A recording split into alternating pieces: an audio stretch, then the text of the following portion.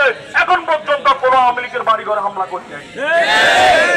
ওবায়দুল কাদেরের বাড়িতে আমরা আমাদের দলীয় কোন নেতা কর্মী হামলা করে নাই, সাধারণ জনগণ তার বাড়ি লুট করেছে।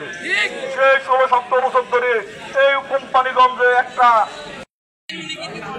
আমাদের মুসাফুরের, আমাদের অনিম মামুন, তারপর আমাদের সরকার, আমাদের হুমায়ুন,